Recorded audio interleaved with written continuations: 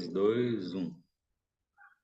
Sejam bem-vindos a mais um programa Desafios de uma Nova Era. E hoje o nosso tema é como discernir o que é verdade e o que é mentira. E a pergunta que eu faço é se há algum filtro para que você possa enxergar a verdade e a mentira? Bom, então vamos lá. Eu estou com um filtro. Eu já tirei um filtro. Vamos imaginar que esse filtro é meu desejo de ter um carro. Pronto. E vamos supor agora que meu desejo é em fazer sucesso. E vamos imaginar agora que meu desejo é casar. E vamos imaginar agora que meu desejo é o caminho espiritual. Ou seja, a gente consegue ver a luz cada vez mais conforme a gente tira as telas que nos encobrem.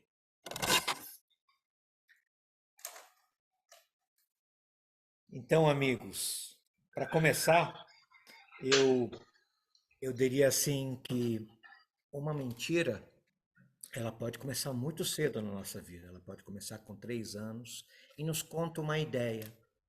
E essa ideia depois passa a cada ano repetida 30, 40 vezes, 200 vezes, 400 vezes. E depois, o que acontece com essa coisa, essa ideia que nos passaram? Ela vira uma verdade, porque ela incorporou-se tanto dentro de nós que nós achamos que é natural, que somos, e achamos que até que essa ideia que aos 3 anos e cada idade subsequentemente nos passam por tanta repetição, quantos conceitos temos que pela repetição achamos que nós a temos e que ninguém nos deu. E aí incorporamos elas como verdades absolutas. E em algum momento na idade, dependendo de cada um o que passar, vai descobrir que não é. Engraçado, eu lembro da minha avó, que ela fazia um peixe e a receita era sempre sem o rabo. Sempre. Toda vez era o peixe sem o rabo. E um dia minha tia perguntou, falou, mãe, por que a senhora não bota o peixe inteiro, sempre tira o rabo? Não, porque a receita era assim, né? Foi passada a receita assim, né? Então a verdade é que o peixe, se fizer o rabo, botar com o rabo dá gosto, e inventava-se várias histórias. Com o tempo, descobriram que o tabuleiro da mãe da minha avó era pequeno. Não cabia o peixe todo. Então ela tinha que escolher uma parte para tirar, ou a cabeça ou o rabo. A cabeça tem muito sabor, então ela tirava o rabo. Né? Então virou-se que a receita, né, a verdade é que o peixe ele é feito sem o rabo. Né? Então a gente tem essa construção que vai sendo passada e simplesmente o tabuleiro não cabia o peixe.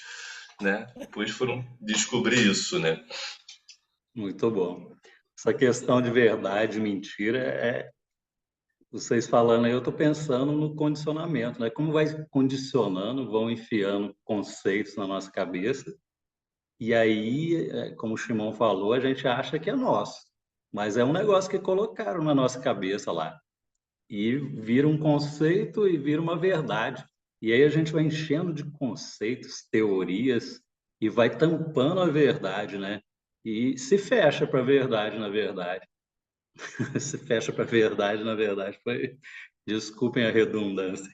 Mas, assim, a gente se fecha para a verdade e a questão é que tanto conceito, tanta teoria, tanto lixo mental te fecha para a verdade. E você não consegue se abrir para conseguir buscar mais essa verdade, para conseguir se libertar, tirar esse entulho inteiro para conseguir enxergar a verdade. E a sua verdade passa a ser esse conjunto de teoria, de teorema, que você acha que é seu, e aí você enxerga o mundo baseado nessa parte interna sua, cheia de teoria, que te falaram que era a verdade, né? Assim como o rabo do peixe da avó do Chalub, todo o resto que a gente acredita que é verdade é alguma coisa mal interpretada e que ficou dentro da gente e a gente aceitou como verdade. E com o tempo, é aquela coisa, né? Vai repetindo a mentira até ela virar verdade. E aí ela virou verdade, a gente está acreditando que é verdade. Mas, na verdade, tá alguma coisa no caminho tampando a realidade. Vou mudar o termo. Antes aqui, né, do Timo, deixar você pensar que estou pensando aqui, né? Então, existe uma verdade, então. Tipo, existe a verdade. Ou a verdade é sempre particular, né? Existe uma verdade particular ou existe uma verdade universal, coletiva, ou sempre, né, vão ser verdades particulares ou verdades individuais? Né? Levanto essa dúvida, né, para a gente poder trabalhar em cima do tema. Esse ponto que você levantou, Maurício, é muito importante. Mas antes, para voltar ao que você levantou, eu preciso usar o exemplo da tua avó com uma bela brincadeira. Hoje, a tábua da nossa informação via internet virou tão mínima que a verdade não cabe nela. Então, cada um picota essa verdade porque não quer ver nem o rabo nem a cabeça. É o que deu na minha tábua e essa é a minha verdade. Só o E é isso filezinho. que está. Hã? O que Só o é? filezinho. Só o filé. É isso que eu entendi. E aí sobra, às vezes, 99% do peixe. E você, às vezes, pode ficar só com a espinha, para quem sabe limpar o dente. Mas isso ligado com. Agora estou fazendo analogia com isso que você falou. O que aconteceu? O que está acontecendo com a gente? O Sol, a Terra gira em torno do Sol. Temos tantos fatos hoje que a ciência vai cada vez corroborando, mas eles estão aí. A ciência, o que ela faz? Ela apenas revela aquilo que já está aí. E aí, nós fragmentamos essa verdade em tamanhos pedacinhos, que nem o meu amigo Flávio costuma dizer que a vidraça quebrou-se e fragmentou-se em pequenos vidrinhos. E cada um com seu vidrinho olha a sua verdade. E esse pedacinho é um quebra-cabeça. E se eu não encaixar a minha parte da verdade para ver o todo, eu vou achar que o meu vidrinho, essa minúscula, que reflete uma luz mínima, é a verdade. E como no exemplo anterior, conforme você vai tirando as telas, a luz vai ampliando. E quanto mais você se une com os outros, e quanto mais você se agrega em entender o espelho de cada um, você vai ampliando, você vai vendo que um é espelho do outro e você recompõe a verdade. Então hoje, a divisão faz parte de uma estratégia de nos dividir, porque é mais fácil, digamos, gerir uma civilização fragmentada do que unida, para quem tem interesse em mantê-la fragmentada. Acho que me traz um ponto aqui.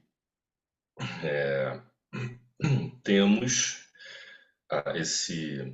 um recorte temporal, né? Desde quando algo começa a ser estudado até o momento presente, a gente consegue analisar isso pela ciência, né? A ciência ela vai trazer uma versão sobre essa verdade, né? A gente consegue discernir verdade até o ponto em que estamos, que talvez seja uma meia-verdade quando a gente chegar num ponto mais à frente. Né? Aquilo pode ser, né? A Terra já foi o centro, né, do nosso universo. Até aquele momento, aquilo era uma verdade. Né? E tudo, quer dizer, verdade entre aspas que eu coloco, né? Essa meia-verdade, o que a gente considera como verdade. E aí a gente chega num outro ponto da história, a gente fala, não, a Terra não é o centro, temos ali o Sol, giramos em torno, e aquilo se torna essa nova verdade. Diante de uma linha temporal maior, né, daqui a 1000 anos, né, o que será que a gente vai compreender disso? Né? Então, a gente vai fazendo recortes, né, dessa realidade, analisa pela nossa ótica ou as nossas lentes, né, e a gente tira alguma compreensão que se torna algo que preenche algum vazio que a gente tem e aquilo satisfaz, né? Quando aquilo satisfaz, eu falo, isso é verdade, né? Enquanto aquilo não satisfaz, eu fico naquelas dúvidas, né? Eu considero aquilo uma mentira, né? Então, acho que a verdade ela vai estar atrelada com aquilo que nos preenche de alguma forma, talvez. Eu acho que você falou aí aquela verdade daquela época. Isso mostra para gente que a verdade é passageira, né? Ela foi aquela hora e hoje ela não é mais. Assim como tudo que a gente percebe com os cinco sentidos é passageiro, logo é ilusório. Então, de uma certa forma, tudo que a gente observa com os cinco sentidos é ilusório. Isso da minha percepção, viu, gente?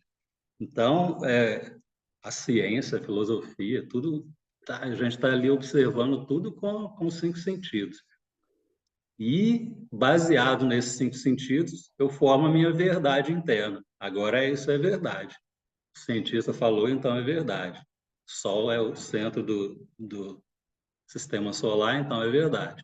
Então, vai virando uma verdade e baseada sempre nos cinco sentidos, que são receptores de uma coisa ilusória que a gente está observando.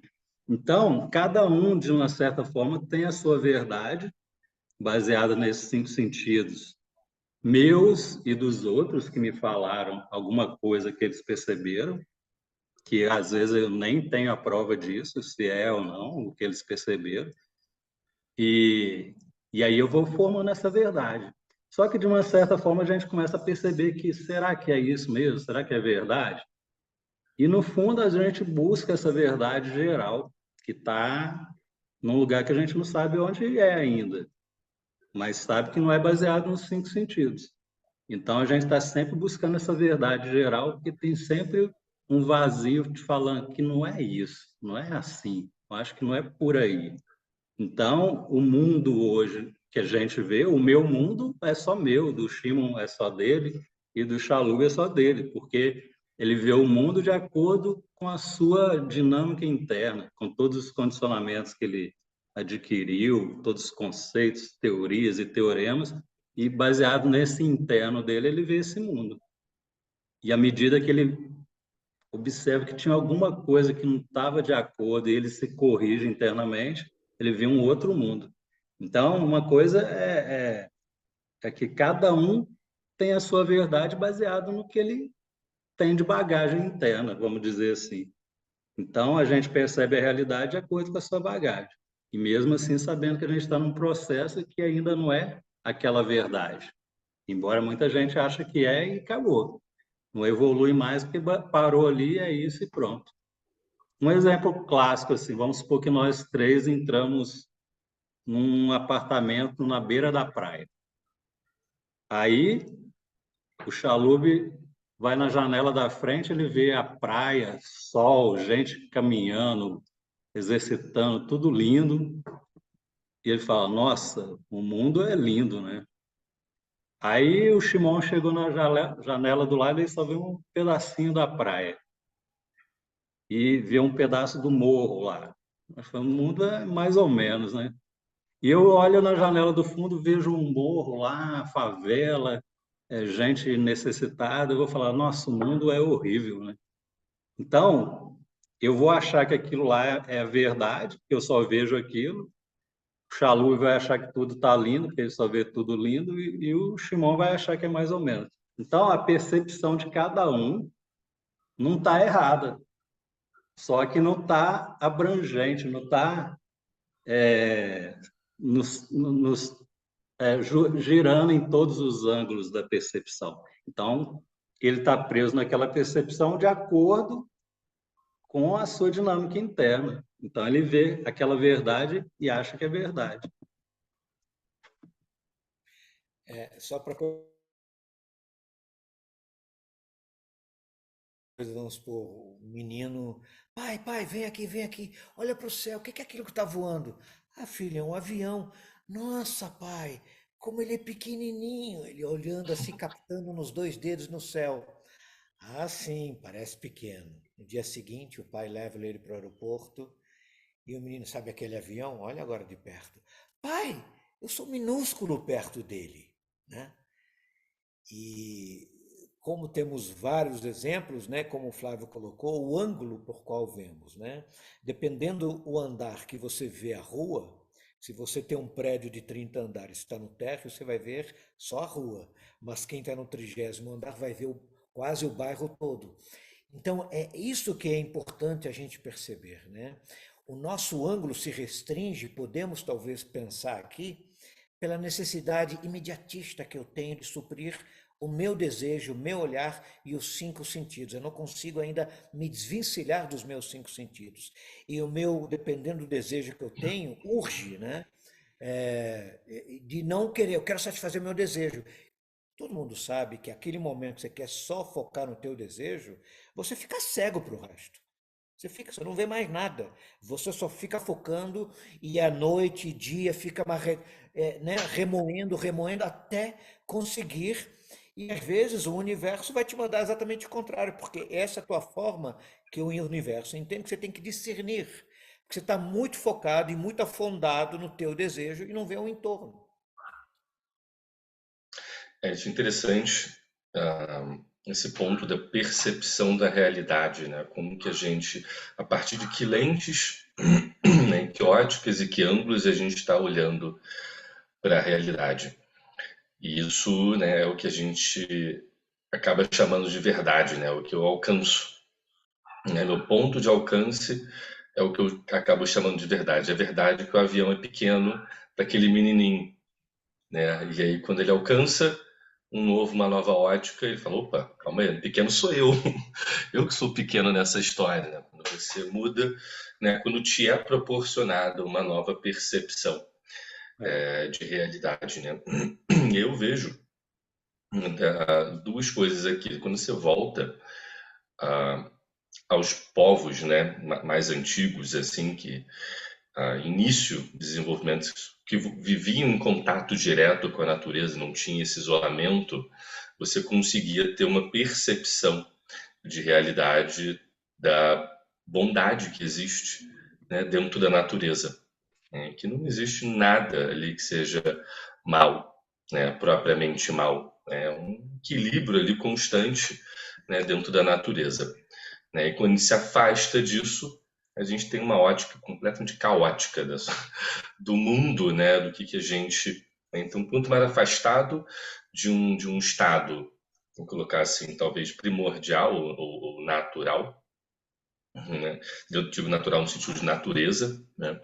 A gente vai tendo essas duas óticas diferentes, né? Onde a gente vai vendo agora assim o mundo, né? Com uma ótica caótica, né? Em que é a partir dessa nossa ótica, por a gente não ter esse alcance de conseguir enxergar como a natureza, né, se move e como existe uma harmonia, uma sincronicidade que não tem absolutamente nada fora do seu lugar, né? Mas eu vejo que, né, isso vem também essa ótica porque esses povos eles são atribuídos diretamente a, não posso dizer a espiritualidade, mas existia algo que era intrínseco neles, né, da espiritualidade, que era basicamente a forma de se relacionar com o que lhes acontecia, né? Sempre tinha uma atribuição benéfica das coisas, né? E a gente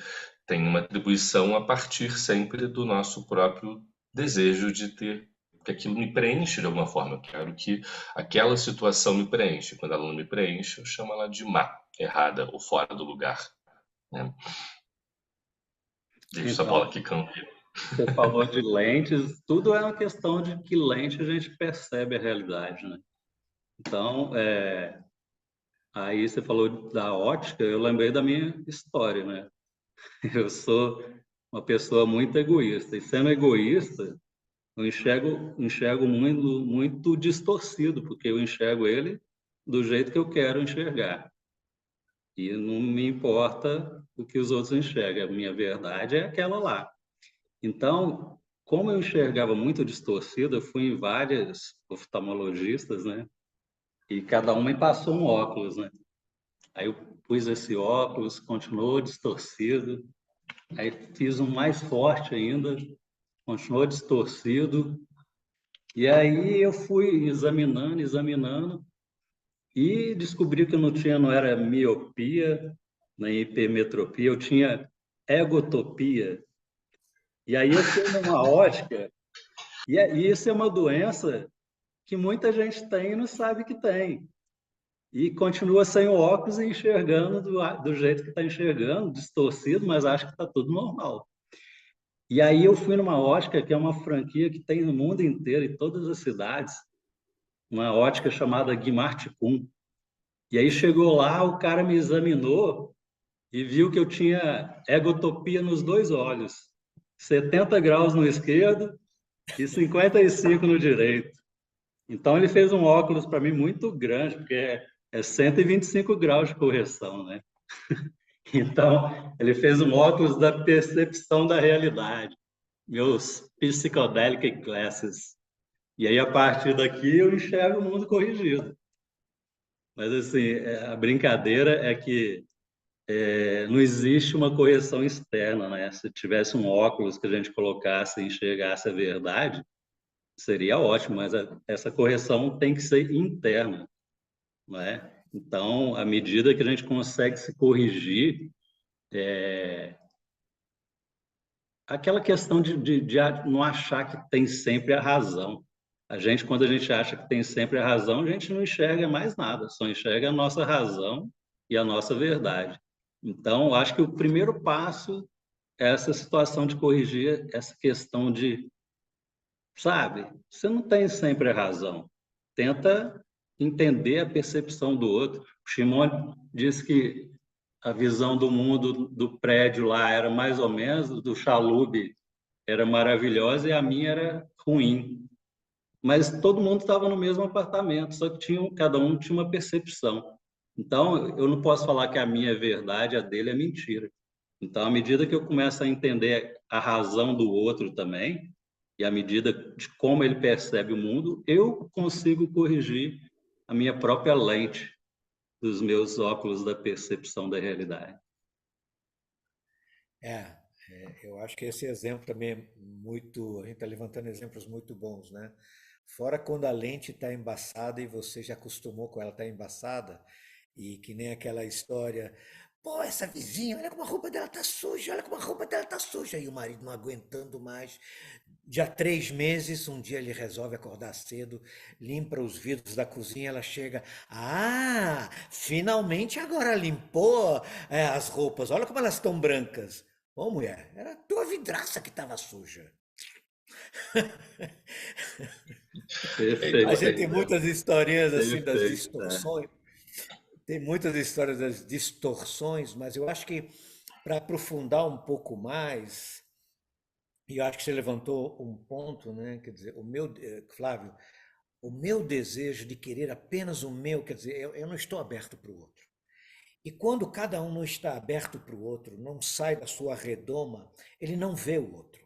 O outro está na tua frente, mas o outro também é sinal daquilo que está em você, mas você não quer ver porque você acha que é o centro e que o mundo inteiro, como o Sol, a galáxia inteira como o Sol, gira em torno de você. Enquanto você não subir para o 30º andar, para apenas olhar de cima e, olha, a Manuela mora ali, olha só, e a Raquel mora ali.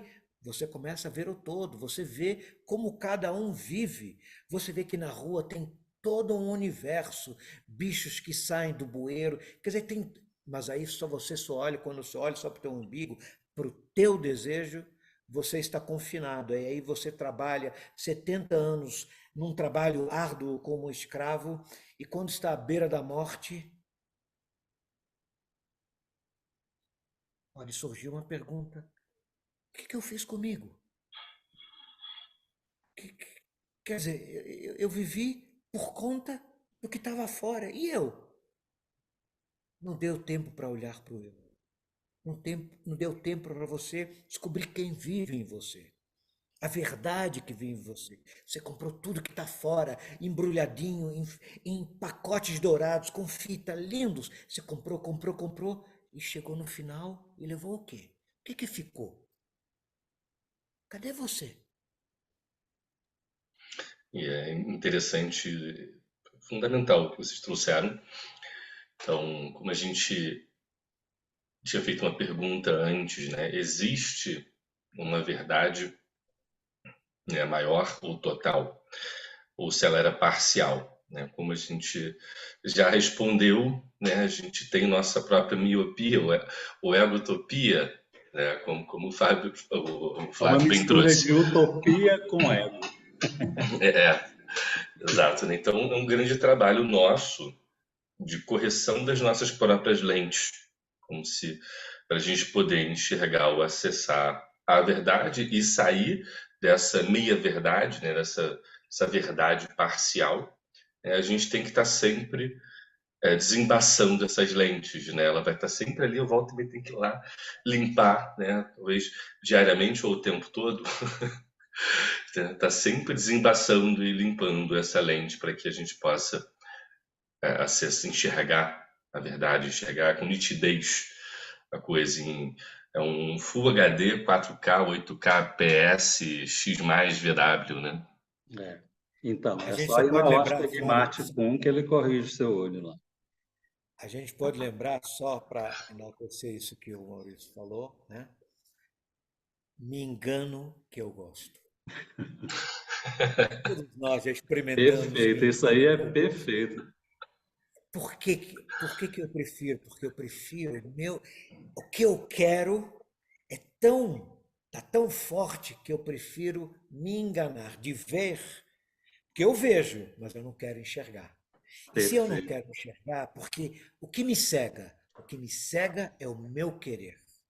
E cega a todos nós que hoje estamos no momento generalizado que a cegueira está sendo vendida em em todas as bandejas, em todas as vitrines, em todos os celulares, em todo lugar que você quer ver, a mentira está à tua disposição e ela só aguarda você chegar e colher ela. O pior cego é aquele que não quer ver, né? E assim, eu acho que para chegar nessa verdade suprema tem que partir aos poucos, né? Gradualmente, igual o Shimon falou, nas pequenas verdades básicas ali do seu dia a dia e observar. Igual ele falou, tem pessoa ali, tem uma vizinha ali e tal. Então, começar a entender que essa verdade vem do próximo, né? Enquanto você ficar só em você, é só a sua verdade. Então, você acredita só na sua, mas não tenta entender a verdade do outro e acha que é a sua que é certa. Então, a gente tem que ter uma visão mais ampla, né, desse sistema. E, aos poucos, ir adquirindo pedaços dessa verdade, até conseguir montar toda essa verdade. Estamos viciados em compulsividade de julgamento e de raríssima generosidade em ver o outro. E isso cria uma mentira em cima da mentira, em cima da mentira. Até eu vi eu não sei se essa informação corresponde, que havia uma possibilidade de legitimizarem o fake news, como dissipar notícias. Mas eu vi uma observação de uma pessoa muito cara para mim, que gostei da observação dela, que isso também seria interessante, porque se vivemos em mar de mentira e ela está institucionalizada, o que que acontece?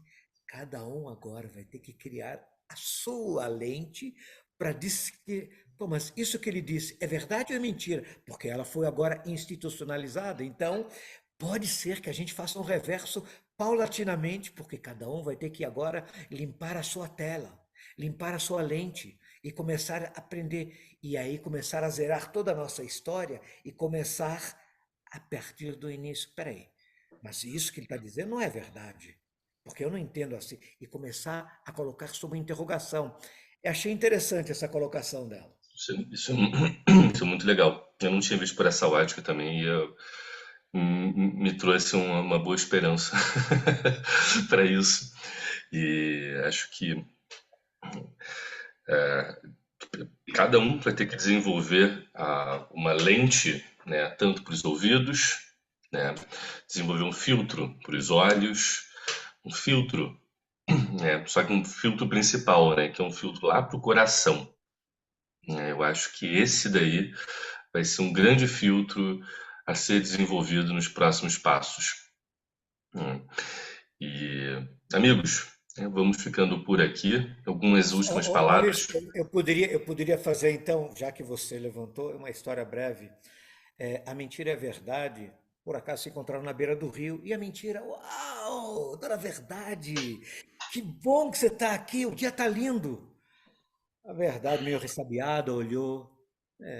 O dia está lindo. A verdade está falando, a mentira está falando a verdade.